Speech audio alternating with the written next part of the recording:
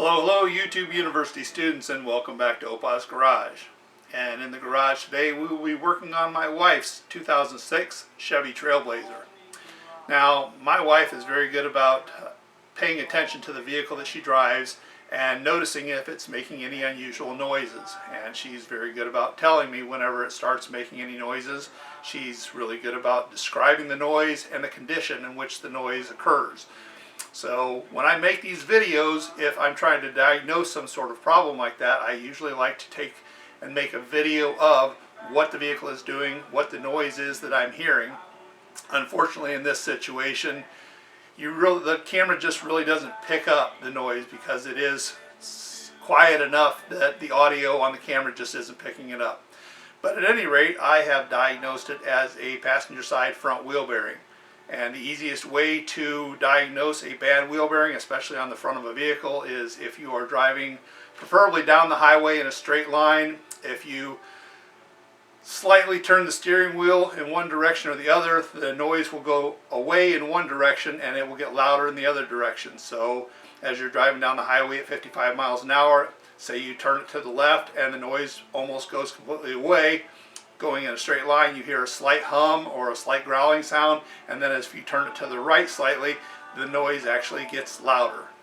That is usually an indication of a bad wheel bearing.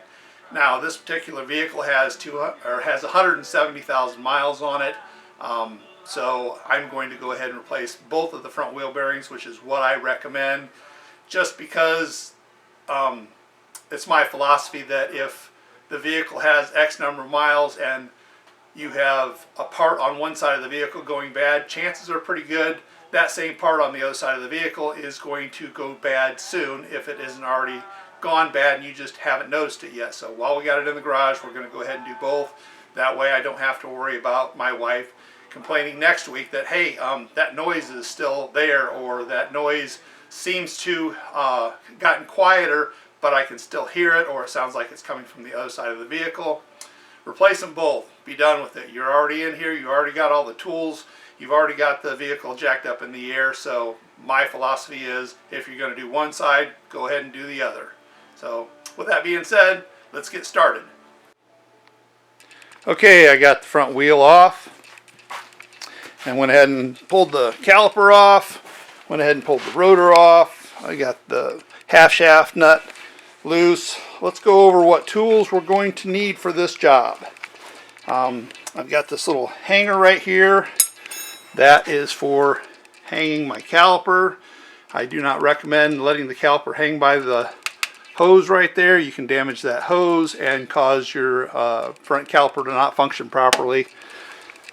The caliper bolts that I took off, one there, they are an 18 millimeter 6-point. Whether you use a shallow or deep, entirely up to you. Either one will work. I've got a little pick here. The pick is for on your ABS. You got an ABS wire that comes up and it has these little clips. There are several of them, and then your ABS plugs in right there. These clips, it's better to use a pick as opposed to a screwdriver. You can use a screwdriver to take them off, but I've seen people bust those clips trying to pry them off with a screwdriver, whereas a pick you can get in there and kind of pry them open a little bit better. 19 millimeter, take your lug nuts off, pry bar, pair of pliers. You can do all this with a regular ratchet. If you have air and a impact, it's a lot easier. And then you're going to need a 36 millimeter deep well for your half shaft bolt. You can also use a 1 3/8, I believe is the same as a 36 millimeter. I have my little praying pad there, which is just a piece of open cell foam. Helps save the knees just a little bit, especially at my age. This is the new wheel bearing. As you can see, there's 1, 2, and then back here is the third bolt. You access them from the back. They are 18 millimeter. ABS line is built right into it. I got a pair of them off of eBay. They come in a box. Actually, they come in a plain box, but when you open it up, The company is Motor by Motor. I don't remember the name of the site as far as the eBay username that I got these from, but I want to say that one was like $129. Buying them by the pair was like $159. So once again, makes more sense to go ahead and buy the pair of them. I believe they had a 10-year warranty. This vehicle already has 170,000 miles on it, so 10 years from now I doubt if we'll have it, but at any rate, I'm going to go ahead and get everything off, and then I'll continue the video. I don't like to shoot video where I'm actually doing the work and all you're doing is just watching me run an impact or run, you know, a ratchet or whatever. So I'll get some more pieces off and we'll come back in a little bit. Okay, so we got the old bearing assembly out. Like I said, coming from the back side, 1, 2, 3 bolts. 1, 2, 3 bolts. Couple other things that one other tool that I forgot to mention is you want to get you a good flashlight, preferably one with a magnet so you can stick it wherever you need it to be. The other thing that I discovered that I needed was a 3/8 ratchet with a swivel and a 18mm. This one happens to be battery powered. You can get away with hand powered like this. But this whole setup here was a little bit too big to get in and get this bolt all the way out and get this bolt all the way out. So if you don't have one of these, you can get away without it. I have one, so of course I'm going to use it. But bearing assembly. I'm hoping that the camera will pick up on this noise. This is the old bearing assembly. I don't know if you can hear that or not, but that is a dry bearing. Take the new bearing assembly. No dry bearing noise. So, reassembly. Slide that over the shaft. Line it up where your 3 bolts come through and bolt it back up. Of course, I'm not going to bother videotaping that part. I'll get that back on there and we'll continue the video. Okay, we got the new bearing assembly on. A couple things that I wanted to make note of. Number one, don't forget to put your dust shield back on. I didn't show that. Fortunately, I was smart enough to realize that before I put everything together and then had to take it all back apart. The one thing that I did realize was you do not need one of these 3/8. The reason that I was needing it is because I was turning the wheel all the way to the left to get to this bolt back here, which is back there, and the hand ratchet that I was using, the 1/2 inch drive, was hitting on this. If you leave everything in the straight position, you can get to all 3 of these bolts with the 1/2 inch and the swivel and the extension. I do not recommend, when you're reinstalling this stuff, I do not recommend trying to use the impact to tighten the bolts up. Use a 1/2 inch ratchet. I've got a torque wrench. I didn't look up the torque specs on it.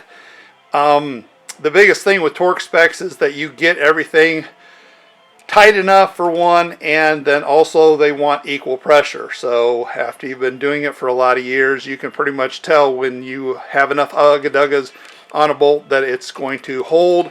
And then if you're putting the same amount of effort into each one of the bolts as opposed to having one substantially looser than the other one, which on bearing assembly can cause the bearing to prematurely fail.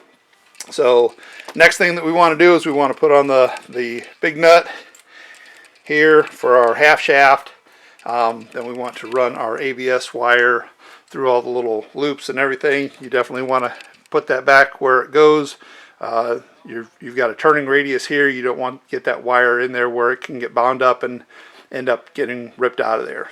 With that being said, I'm going to go ahead and do a little bit more work and then we'll come back and show you my progress. Okay, we've got our ABS line all routed through the clips. Got her plugged in. I usually put a dab of dielectric grease in all of my electrical connections. It's not necessary with that particular connection because it is sealed. I do it out of habit and a little bit of extra added security. So got my rotor put back on, got the caliper and caliper mount put back on.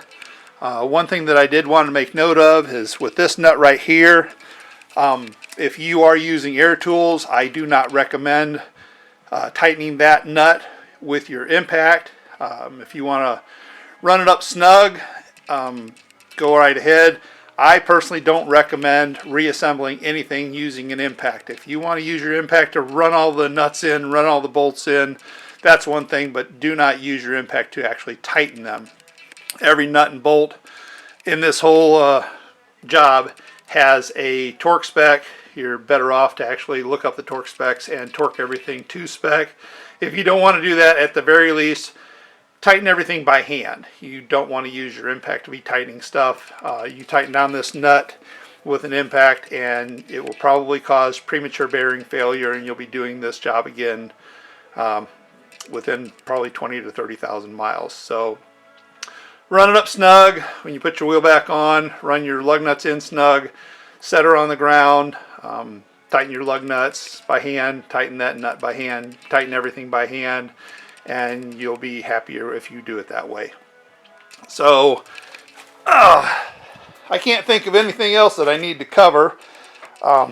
This job may seem a little intimidating until you get going in it. Actually, it's really not. It's not a hard job at all. I think even with stopping to record video, I think I've only been out here for an hour doing this side. So the other side is pretty much exactly the same as this side. It's just on the other side of the vehicle. So I think that covers everything. If you got it, you know, any hints or any kind of usefulness out of this video, hit the like and subscribe button if you would, please. And so I'm going to conclude this video, and until next time, keep living your best life and get on out in the garage and fix something, especially if it's your wife's car, because I don't know about your house, but in my house, if mom ain't happy, my life is miserable, and we definitely don't want that.